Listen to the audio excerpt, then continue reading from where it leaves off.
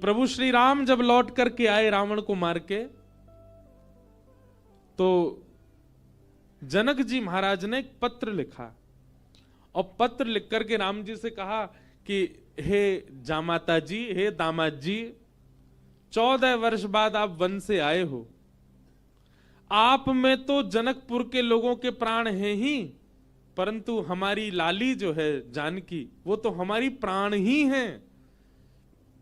समस्त जनकपुर वासी आप दोनों युगलों को कुछ दिन के लिए जनकपुर बुला रहे हैं कि आप कुछ दिन आराम करने आओ। 14 वर्ष वन में रह के आए हो, और आप अकेले नहीं आवे, अपने तीनों भैयाओं को, तीनों लालियों को और अपनी समस्त सेना हनुमान जामवंत सहित सबको लेकर के आप जनकपुर आइए। कुछ दिन आराम करने, हमको कुछ दिन सेवा करने दो, आपकी मेहमान नवाजी करेंगे आपकी। कुछ दिन के भ्रमण के लिए आप लोग जनकपुर आ जाओ। भगवान सभा में बैठे थे, और सभा में बैठे बैठे जैसे ही जनक जी का पत्र आया तो भगवान ने हनुमान जी से कहा, पत्र पढ़ के सुनाओ, क्या बोल रहे हैं हमारे ससुर जी। हनुमान जी ने पूरा पत्र पढ़ा।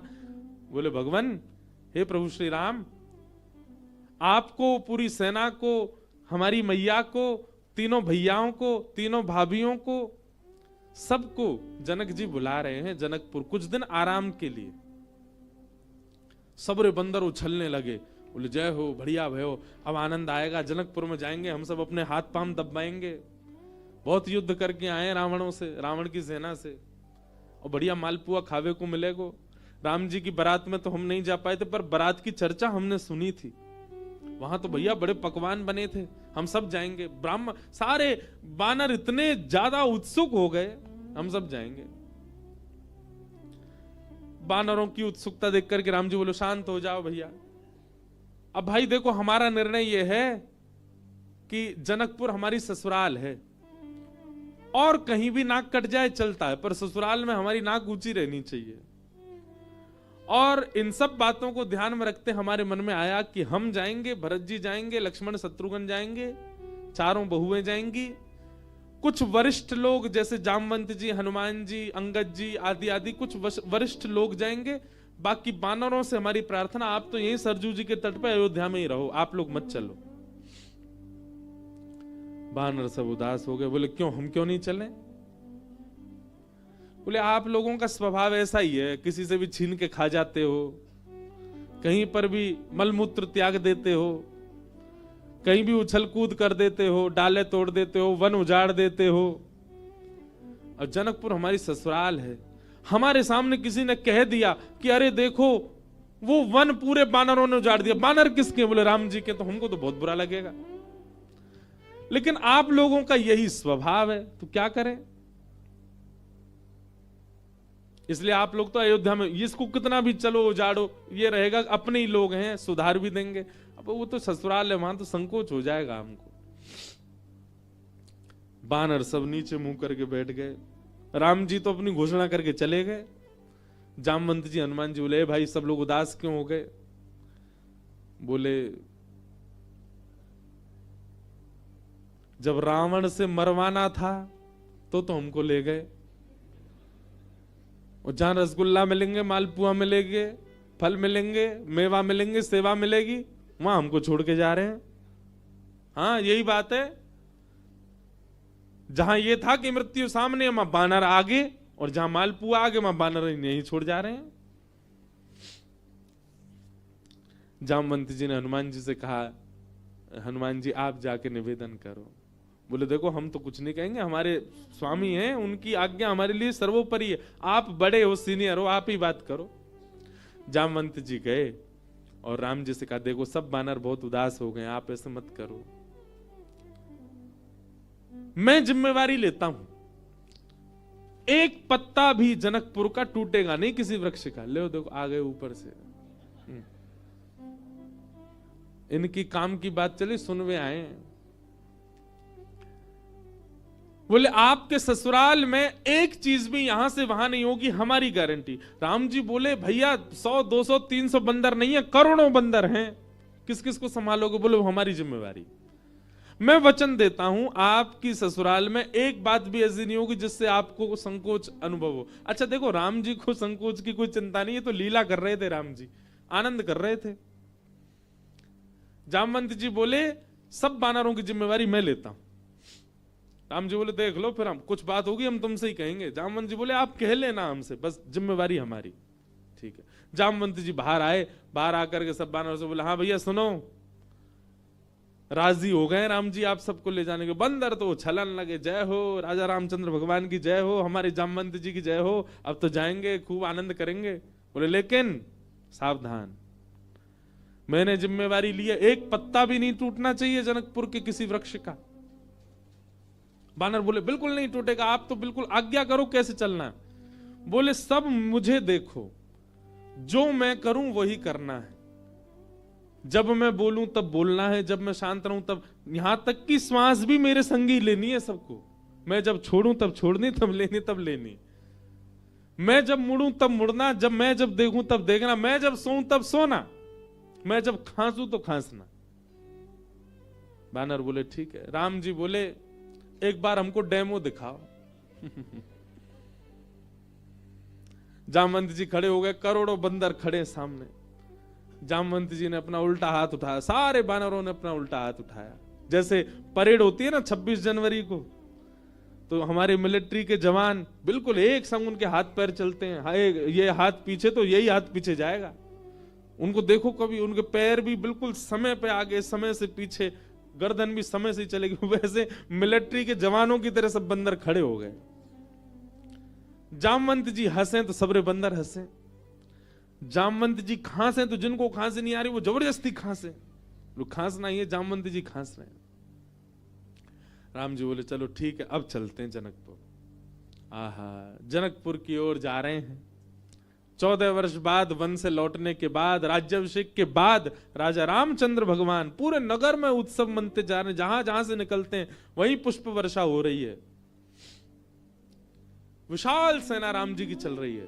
पर इस पूरी यात्रा का सबसे श्रेष्ठ केंद्र बिंदु, आकर्षण बिंदु था बानरों की परेड।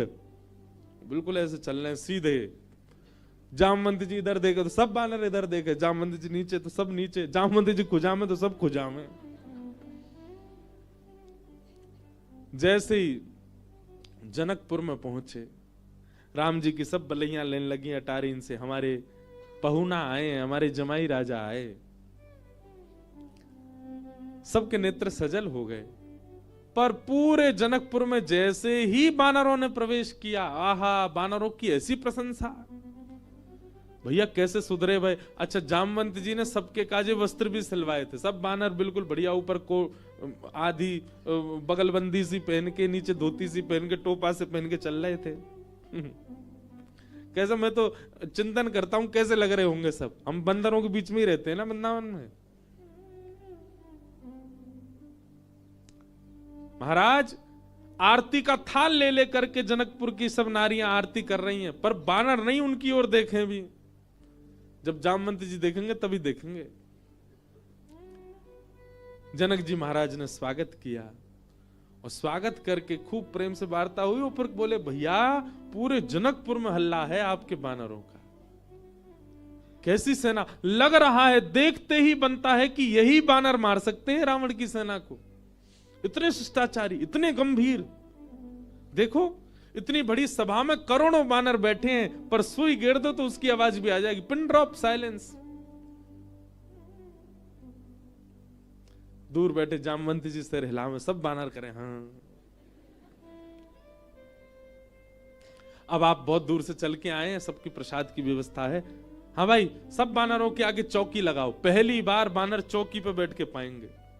चौकी पे बैठ गए, चौकियों के आगे दूसरी चौकी, चौकी के ऊपर सोने की थाली, चांदी की कटोरी। आहा, क्या बढ़िया। सब बानरों की थाली, पहली बार बानरों के आगे थाली लगी है।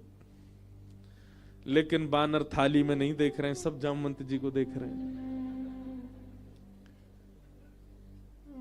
पनीर की सब्जी आई, काजू की सब्जी आई, ये सब्जी आई, मिष्ठान आए, पूड़ी आई, 5 प्रकार की पूड़ी आई, रोटी आई, चावल आए। बानरों का स्वभाव क्या है, आप केला भले ही हाथ से दो लेकिन फिर भी छीन के ही लेगा। बानर का स्वभाव होता है, उसका छीनने का ही स्वभाव होता है। पर सारे बानर ऐसे बैठे जामवंत जी को देख रहे, टेढ़ी टेढ़ी नजर करके देख तो रहे थाली में क्या क्या आ रहा है। लार टपकती जा रही है, लेकिन नहीं, जामवंत जी जैसे कहेंगे वैसे ही खाना है। सबको फल दिए गए, फलों में सब फल अमनिया करके दिए, आम सबको साबुत दिए गए, सबकी थाली के आगे आम रखे गए, सब बिल्कुल थाली हो गई। जामवंत जी महाराज ने सब बानर की ओर देखा, सब बानर बिल्कुल जामवंत जी को देख रहे थे।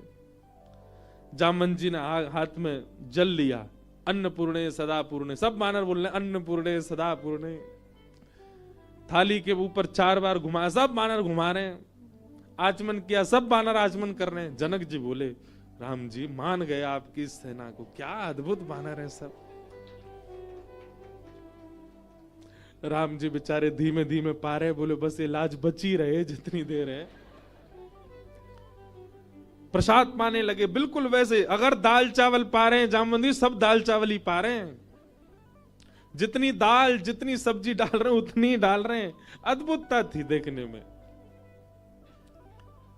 थोड़ी देर पाने के बाद जामवंत जी की दृष्टि पड़ी आम पे, जैसे ही आम उठाया, सब बानरों ने एक संग आम ही उठाए। जामवंत जी घुमा के देखें, सब बानर घुमा के देखें। जामवंत जी ने जोर से आम दबा के देखना चाहा कितनी गुठली है इसमें। अब वो आम ऐसा था कि जैसे नेक दबाया सो गुठली उछल गई उसमें से। अब जैसे ही गुठली उछली तो सब बानर दोनों हाथन से दबाई रहे, वो गुठली उछलनी चाहिए क्योंकि जामवंत जी की गुठली उछली है। अब सब बानर जैसी आम दबा में सबकी गुठली उछली। गुठली के उछलते ही जामवंत जी बोले, इन हाथों से मेघनाथ निकल के नहीं भाग पाया, इन हाथों से रावण निकल के नहीं भाग पाए, छोटी सी गुठली भाग गई। और जामवंत जी जैसे ही उछले गुठली पकड़ने को, बानर बोले हमें भी ऐसे ही पकड़नी है, और एक दूसरे के ऊपर झपट्टा मारे। महाराज या पकड़, कहीं कड़ी उछाल रहे हैं, कहीं दाल उछाल रहे हैं, पूरी उछाल रहे हैं। जनकपुर की पूरी सभा जो कि स्वर्ण मंडित थी, जो कि चांदी से मंडित थी, आज वो खीर मंडित हो गई। सब जगह कड़ी खीर उछाल उछाल करके पूरी सभा का लेपन कर दिया। राम जी नीचे नजर करके बैठे। अब तो बानरों को खुली छूट मिल गई, एक दूसरे की थाली में से ले लेके भागे। 2-4 बानर तो जनक जी की थाली उठा के भाग गए। जनक जी देखते रहे और देखते ही देखते जनक जी की दृष्टि पड़ी राम जी को। राम जी बड़े संकोच। जनक जी समझ गए ये तो भैया पूरा प्री प्लान्ड था कि सीधे सीधे चलना है, सीधे सीधे खाना है। नहीं, बानर अपना स्वभाव कैसे छोड़े। राम जी को संकोच में देख जनक जी ने उनको हृदय से लगाया, बोले हम बिल्कुल अप्रसन्न नहीं है, हमको प्रसन्नता है कि इतना आनंद हुआ आज जनकपुर में इतने दिन बाद। आप बिल्कुल संकुचित मत हो। लेकिन सबसे ज्यादा संकोच हो रहा था जामवंत जी को। मैंने जिम्मेवारी ली थी और मैंने बिगाड़ दिया सब काम। जब जनक जी को राम जी को हृदय से लगाते हुए देखा तो जामवंत जी के मन में आया, मैंने बहुत बड़ा अपराध कर दिया आज। जितने प्रेम से राम जी अपने ससुर जी को हृदय से लगा रहे हैं, हे भगवान मेरे अपराध का पीड़ा जो मेरे चित्त में है वो तभी दूर होगी जब इतने प्रेम से ठाकुर जी मुझे भी अपने हृदय से लगाए। जी की हृदय की भावना राम जी पहचान गए। और जब वापस जनकपुर से लौटने का समय आया 6-7 दिन बाद, जामवंत जी से राम जी ने एकांत में कहा, हम आपके मन के भाव जान गए। जब जनक जी हमको हृदय से लगा रहे थे, आपके मन में आया था कि कभी आप भी हमको ऐसे हृदय से लगाओ। अब अभी हृदय से लगाने में वो बात नहीं होगी। जब आप अपनी पुत्री का वर्ण हमारे साथ करोगे, हम आपके दामाद बनेंगे, तब आप हमको इसी भाव से हृदय से लगाना, तब आपकी इच्छा पूरी होगी।